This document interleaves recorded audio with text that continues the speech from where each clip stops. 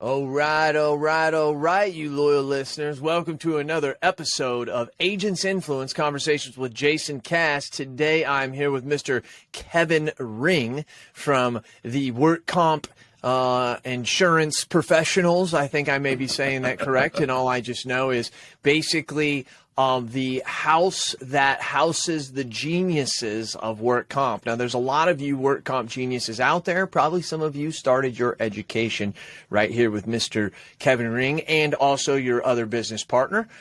Actually, you have a pretty good organization now with many people that can help you in different areas. Everybody just thinks it's Kevin, but Kevin has developed a great team. The reason why, loyal listeners, we brought Kevin on today is not to sit here and just gloat over work comp and on who he is. What it is we want you to know and to think about things. I told Kevin when we get on here, I said, I want to deliver to the loyal listeners red meat. Things that they need to know, things that they want to know. And to be honest with you, if you really don't know work comp much, it's actually really freaking interesting. It really is an interesting line of business, and they've created a line around it. Now, to set up real quick, Kevin, as you guys know, I got deep into heavy end commercial in around 2018. I was one of the first people of David Carruthers and his Killing Commercial. And that really drove me into wanting to know more, where I ran into Charles Specht, who really gave me a lot of a different, he added on to what David had taught me the same things David had taught me, but he also taught me a lot of things that were new. So I learned a lot there. But when I realized, like, okay, now I know how to sell this stuff. Now I know how to niche. Now I know how to prospect. I said to Travis, my business partner, as you all know, and I said, we got to get deeper into work comp now. Now it's about driving. Now it's not about being a mile wide, an inch deep. We need to go a mile deep and an inch wide. And I said, we really need to concentrate. So where did we think about reaching out to? Mr. Kevin Ring. So Kevin and I have now, I've been a member of his group that he has now for the last, it's right at a year, maybe a tad under a year. And I think if you talk to Travis, if you talk to any of my producers, they would say, out of all the expenses we have, this is not an expense. This is an investment in making sure that we can do better, because we've been taught. But also, Kevin, we talk once or twice a month where we send you over a thing and say, Kevin, tell us what the down low is on this. And you've really helped us a lot. So I'm sorry to open up that way, but I wanted them to know our relationship. Mr. Kevin Ring, welcome to the podcast, buddy. Well, it's great to be here, Jason. I want to give credit where credit's due. My now business partner, Preston Diamond's the one responsible for putting together the team. And many of your listeners might know Preston. Some of them might be a little younger than when Preston was out on the road in the 80s and 90s a ton. But yeah, Press Diamond put the team together, and it's exciting to work with you and other agents, helping them untangle the complexities of workers' comp. Yeah, and it is complex because there's so much control that the agent and the client can I can't think of the word. There's things that they can control and they can do in order to make the rate worse or better. There's no line of insurance. Control. Yeah, I mean, there's no line of insurance where the insured has more control over what they pay than workers' comp without changing the check the insurance company is going to write when you suffer a disaster. You want a lower premium, take lower limits, take a higher deductible. Well, workers' comp isn't that way. And that's the reason that we've been working with agents for north of 20 years now, helping them lead with workers' comp. Sometimes I talk with agents and they think that we're trying to teach people to be workers' comp only agents. And there are a lot of reasons why very, very few people over our 20 years have taken that route. It's happened, but it's leading with the workers' comp because everybody says they don't want to sell on price. They have these other things they do. But in workers' comp, it is much, much easier to prove that you are a better choice than your competition because you can help them it is. Solve generally for most businesses our folks want to work with workers' comp is the second biggest insurance check that employer writes behind employee benefits. That's exactly right on that P&C side. Now, here's the thing, Kevin. Let's straight geek out for a little bit. I love history. I love history of insurance. And I think it's important to realize why we have workers' comp. So as we move into the 1900s, we move in from an agriculture into a manufacturing society, industrialized. And so we start having these people who are coming from out, living in the city, moving into the city, but now they're working for these manufacturers, these big, large shops, and they're getting hurt. And they really have no recourse. They're having to go get lawyers to turn around and sue the business. And the business is saying, hey, they're getting out of it. There's no one making safeguards for these employees to be better. And we're creating this mess legally that around 1908, 1910, 1916, I'm pretty damn close in there. There was something along the lines of created that kind of used getting out of common law more to tort reform was the thought that was, and this was interesting to me when I've read this, is that the government stepped in and said, here's the deal. If there's a thing called a work comp policy, as long as the employer has one, the employee cannot sue the employer. But also the employer is recognizing that they're 100% at fault if they did it on company time. So we just don't have this thing. But as long as there's a work comp policy in place. Now, really think about that if you didn't know that, loyal listener, because that kind of brings us to where we are now, right? So it's still the same concept, but it's maximizing what was created for the better rate of the client. What do you say to that, Kevin? Anything you can add? No, I mean, you're exactly right. The first workers' comp law that withheld constitutional scrutiny was passed in Wisconsin in 1911. I think there was one earlier in another state that got shot down, and then they changed it up and it came in behind Wisconsin. But yeah, I mean, that's the fundamental concept of workers' comp. What they talk about is the grand bargain, this idea that employees don't have an opportunity to, dive into the employer's wallet, but in exchange for that protection, the employer, there's no consideration of fault.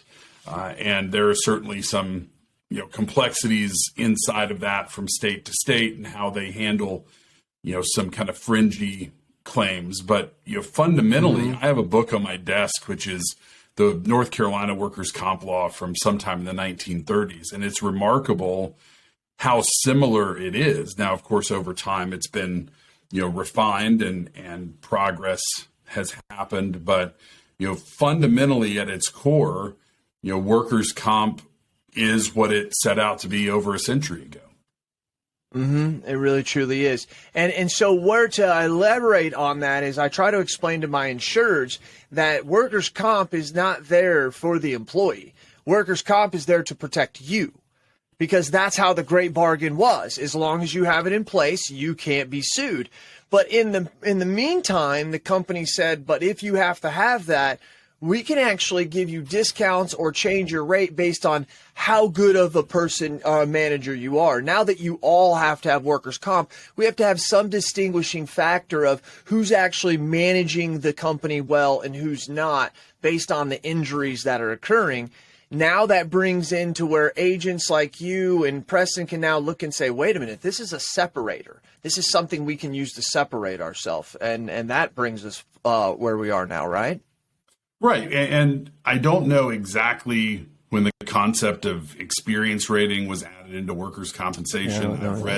I've read some things from probably 20 years after that first law was passed, where certainly the actuaries were talking about it, but there were a great many states that were monopolistic for decades and decades. There was a wave. Did not know that. Like I've heard it was in the 70s and 80s where more of them went to be voluntary market states. And now we're in a position where there's only 4 monopolistics left. But, what they did from the outset, and, this follows from how other types of insurance have worked for way longer, is, let's identify who's higher risk and who's lower risk, the way that fire underwriters, do and certainly did 100 plus years ago, flooding, all the other types of insurance. And well, what's largely the separator about what's riskier and not is what are you doing? If you're a clerical office, that's obviously a very different thing than, if you're a manufacturer. And so they started by splitting all of that up. And still today, I would argue that idea of where your business is classified is probably one of the least understood, and it's a fantastic opportunity for agents who really know how it works, because all of that then filters into the premium audit. Mm-hmm. Audits. You talk about it all the time, Kevin. It is the separator.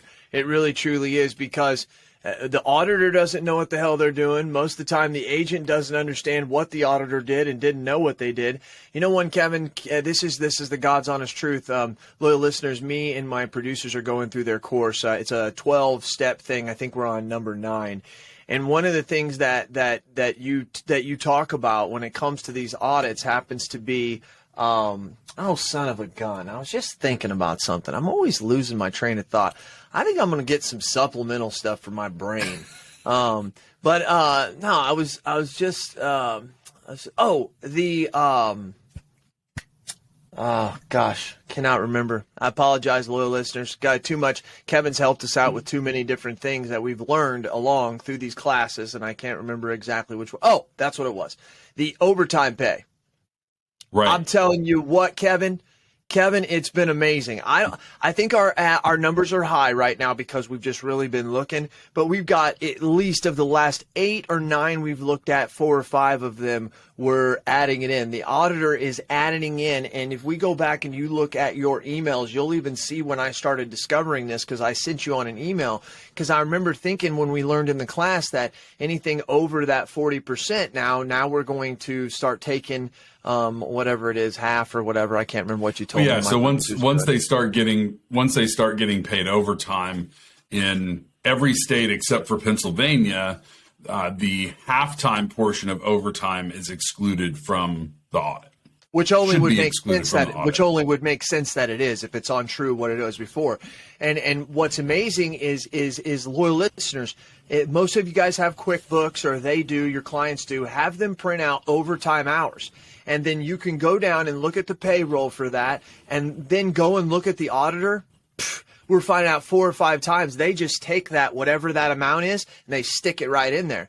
Now, most places aren't paying a lot in hourly wage, but it's a way, as you're saying, Kevin, that you can separate yourself, even if you're like, hey, this auditor's off by $4,000 in payroll, right, because of this.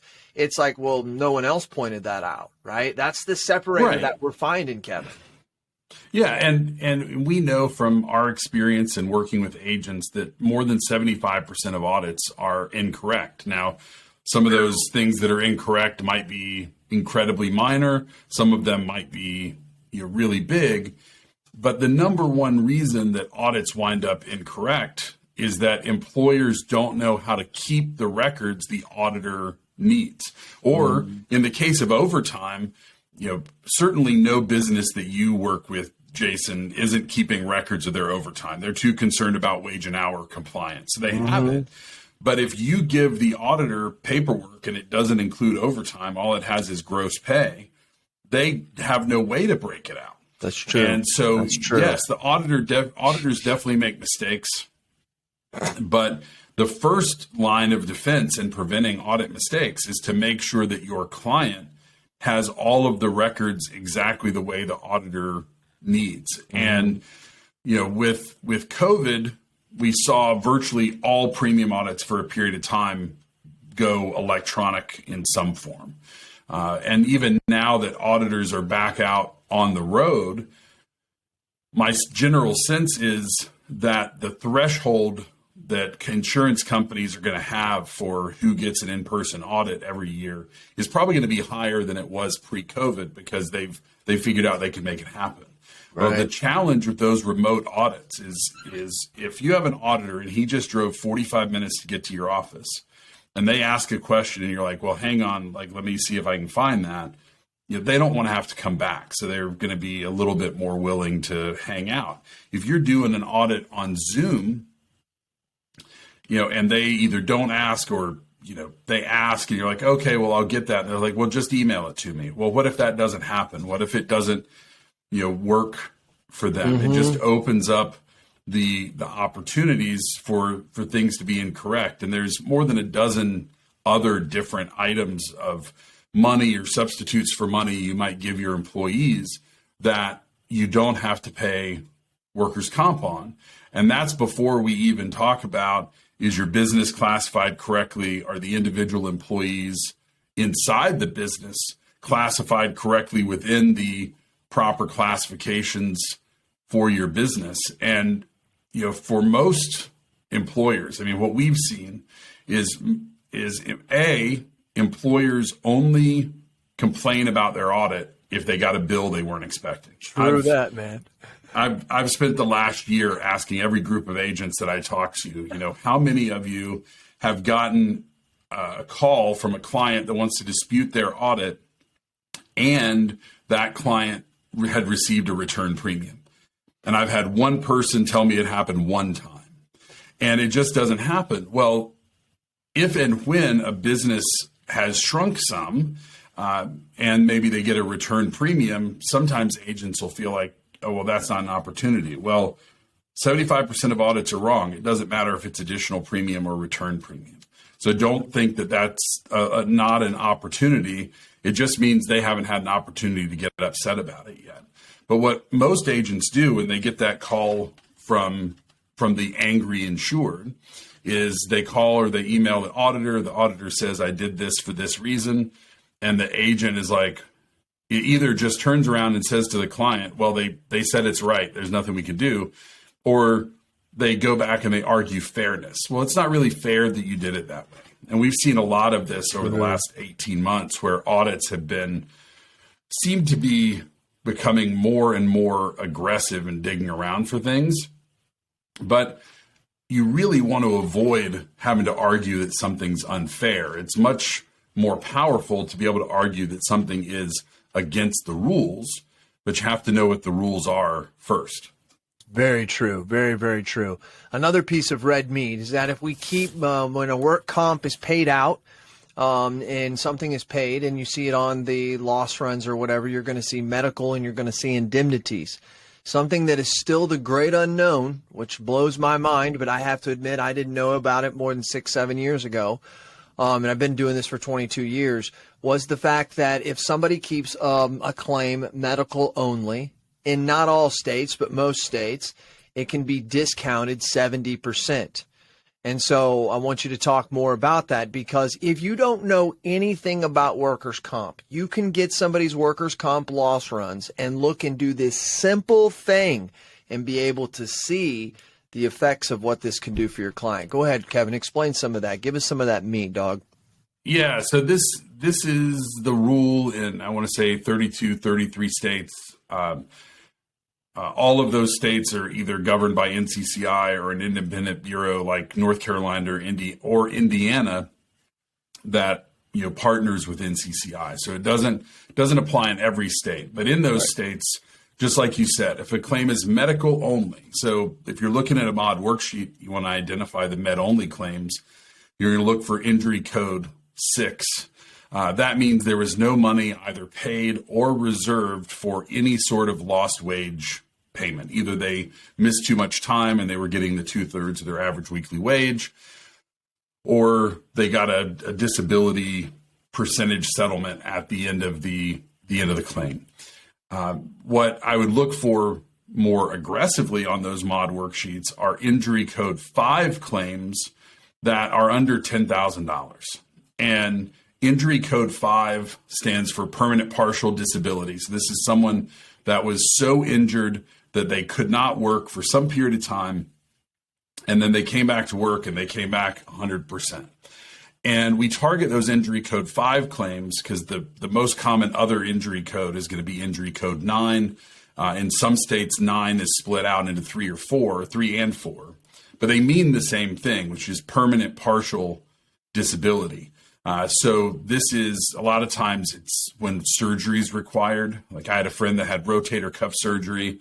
and he got back about 90% of his range of motion when he was all through physical therapy. You get a check for that loss of function as part of your workers' comp claim. So we're not really targeting the 9s, but the 5s, if it's under $10,000, think about an injury you may have had or a friend. It doesn't matter if it was workers' comp. It could have just as easily been, a broken finger playing basketball.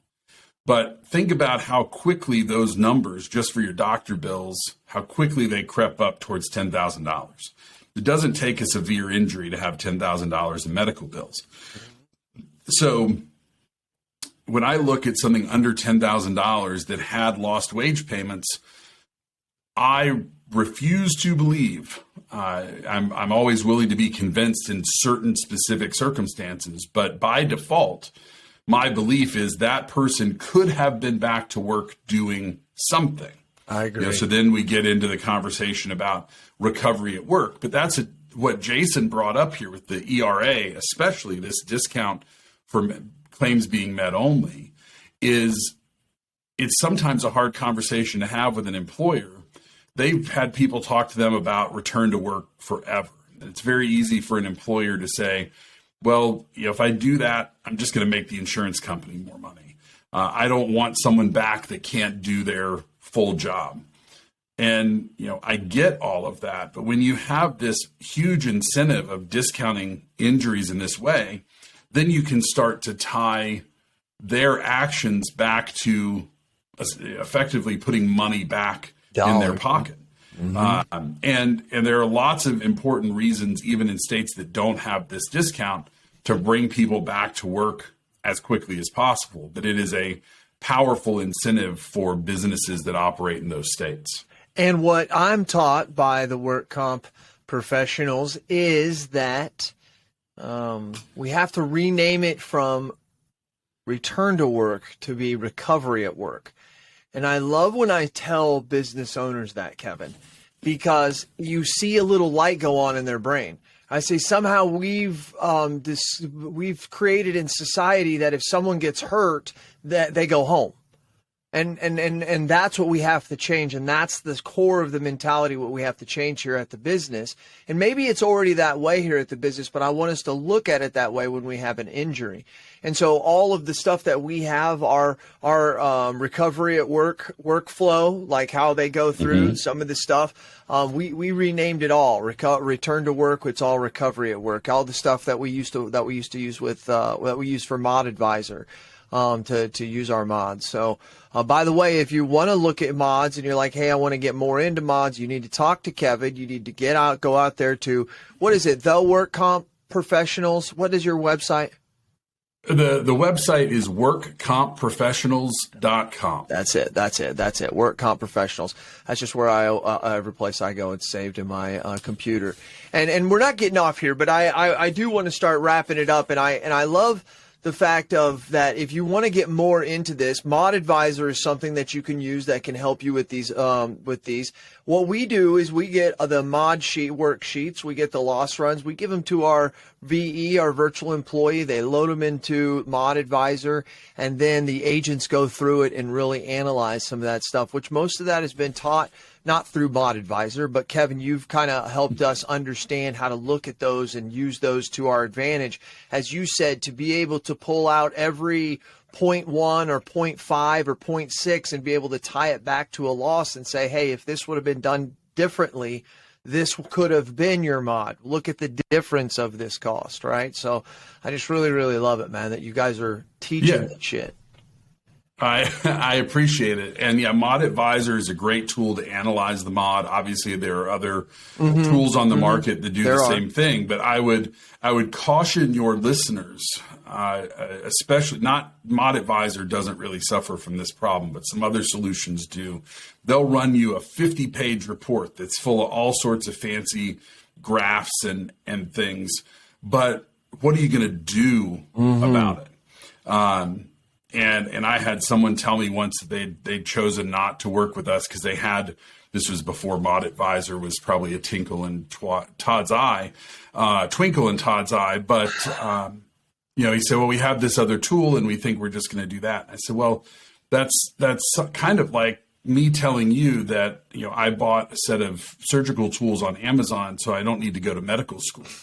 The software will do the math and it can produce useful results. But when you have these graphs and charts, let's say their mod is really bad. You can show them a graph showing them their mod is bad. You can even show them how good it can be by showing them their lowest possible mod. But what are you going to do about it? Mm-hmm. It's great for them to know. And so you can diagnose the problem. But if you don't know how to treat it, and, certainly you can, there's lots of ways to learn that information. But don't just rely on the software, because the software just shows you a picture of where they're at. And if you want to get deeper into it, like Jason was saying, you can show them a little bit more about where they could have been if some things had been different.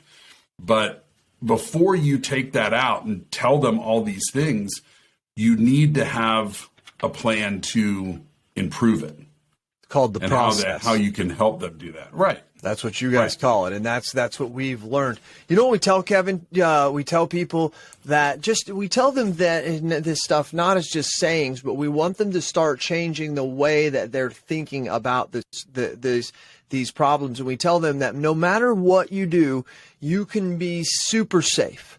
I mean, you can have the safeguards. You can have all the policies and procedures. You could have a safety and committee. You can do all the stuff. And as Forrest Gump said, shit still happens, right? I use that same thing every time. And I say, so it's when that happens, what are we going to do now? That's the important part. That's why we're here, sitting here with the 1.41 mod. That's why we're here right now, Jim, is what's going to happen here. Oh, well, Jason, we already have that. I mean, we've got this return to work policy and da-da-da-da-da. And I'm like, great. Just let's take 5 minutes here. Can you explain to me, I'm an employee, I get injured, what do I do? What happens? Every time, dude, they're like, well, they call Susan, right? Susan, and then Susan, we know the doctor they go to, so, and they just go through this thing, and you can tell they do have something. They've thought about it somewhere, which only means that every time someone gets hurt, they try to do the same thing, and they don't really know what they're doing in the first place. And then you come back in, and a lot of times, though, agents right there will try to explain to them all the stuff they do. We back out, we analyze, then we come back in and help them understand that. But a lot of them don't have a return. They just have heard this word. Their HR person says they have this manual that says return to work that they got at a seminar, and they think they have it. Am I right, Kevin? I mean, you've seen this stuff longer than me. I mean, if a business doesn't, most good businesses work on some sort of process, especially when you start talking about manufacturing, construction. If you try putting the roof on before you have the rafters up, it's not going to work, especially. Tough. And so businesses run on process, and workers' comp can be a process. And sometimes, we've all been guilty of this. We were doing things really well, and then it was going so well, we just stopped doing it. But the conversation you're talking about, it's an incredibly powerful question to ask. When someone gets injured here, what happens? Mm-hmm. Because I think the answer sometimes is going to be this kind of stammering, well, and sometimes it's going to be, well, we tell them to go to the doctor and they come back when they're better. And if an employer gives you a detailed answer that is spot on, then stand up and clap for them. I do. But that's very rare. And some employers, fortunately, have very few injuries, and it's really one of the harder situations to remediate. If they're having one injury a year or one injury every couple of years, it's hard to keep a process moving when you never use it. Mm-hmm. But having that process, where are they going to go to the doctor? Because in almost all states, you can at least kind of wink, wink, nudge, nudge, this is the doctor you should go to, even if you cannot tell them you must go to this doctor. And then what's that doctor going to do? Because let me tell you, if you allow them to go to their personal doctor, it is possible, a lot of employees flow through workers' comp very smoothly because they never try and make it go sideways. But someone walks into their personal doctor's office and the doctor says, "Oh yeah, you've strained your back. What do you do at work?" "Oh, I pick up 50-pound bags of sand all day." Well, you're not going to be able to pick up a 50-pound bag of sand for at least 3 weeks. So here's a follow-up visit in 3 weeks and an out-of-work note for 3 weeks. And they just walked out of that first doctor's appointment. And we go back to that 70% discount for med-only claims. Boom. They're maybe an hour out from their initial injury, and you already have an indemnity claim. Because while an employee can theoretically, of their own accord, go against doctor's orders and go back to work, the employer certainly can't require them to, and it is very rare. So now, the wrong doctor, you can have all this other stuff in place. You can have the greatest return to work program in the history of the universe. But if the doctor is signing them out of work for 3 weeks every time they get hurt, then your results are going to be extremely limited. Yeah, it is. It really, truly is. Kevin, I greatly appreciate you joining us here. Any last thing you want to wrap up and say about your organization, anything to loyal listeners? Well, I appreciate it again, Jason. It's great having your agency as part of the community, and I appreciate the opportunity to be on the podcast. I would encourage folks to check out workcompprofessionals.com. You can also just Google Institute of WorkComp Professionals. Our number is 828-274-0959. We talked about this 70% discount for med-only claims. I've got a sheet with all the states on it, whether or not they have that rule. So if anybody wants to reach out and get a copy of that, they're welcome to. They can shoot me an email. It's kevin@iwcpro.com. So I think that's about it. I mean, we work with agents all over the country, and we train, certify, and mentor them. And that's the big part that I think maybe we didn't talk about, although you touched on it, is you've gone through the course, and then folks that are members of the Institute have access to continue to come back to us with questions, and we continue to help them continue to educate. We've done some stuff recently about the big changes that are coming to the mod in New York starting in October. We become your workers' comp help desk, which is what we've helped you with on several audit issues. Yeah, that is true. And I did not, they have that certified work comp advisor course. You guys have tons of other stuff. You have the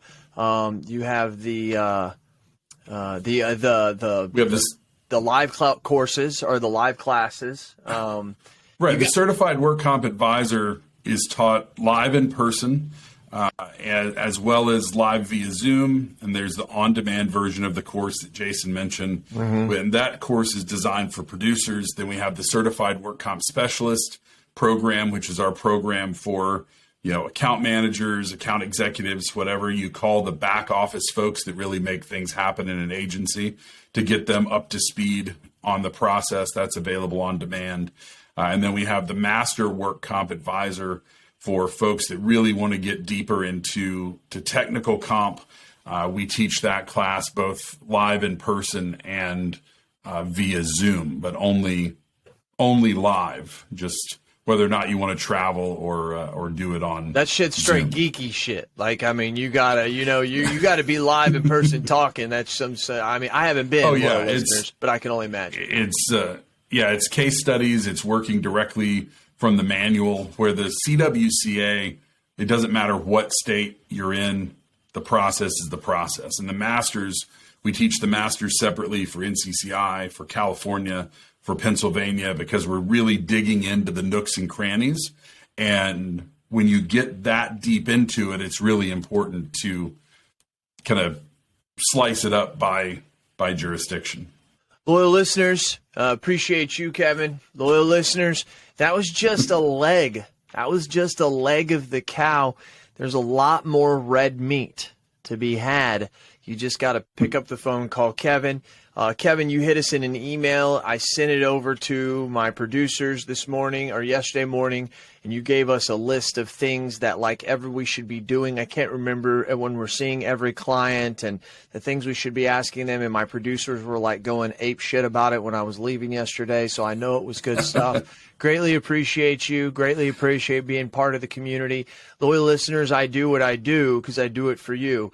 I pay to be a part of Charles Speck. I pay to be a part of David Carruthers. I pay to be a part of Kevin Ring and his community and all they do. And the reason I'm telling you that is I can't get better unless I have people like Kevin who straight geek out in this shit and are being able to tell me things that I just have never thought about. And it helps me, especially when you can ask those questions. So what it allows you to do is it allows the education that he's given me allows me to tell my client, what we're going to do is we're going to pull back the curtain. We're going to start to show you things that maybe other people haven't told you. And I don't know why they haven't done it for the last 20 to 25 years, but that's not how we do it in our agency. And we're going to talk about those things and being able to have the education and knowing the things that, like I said, this is just a leg of the cow, Kevin. There's so much other red meat and stuff that you can be bringing up and showing your customers that actually makes you a risk advisor and a valuable person to them. And remember, loyal listeners, you're valuable to me. I do what I do because I do it for you. Tell me your thoughts and tell me your ideas, and I'm going to tell the world what you have to say. This has been Jason Cass. He's Kevin Ring, and we are out.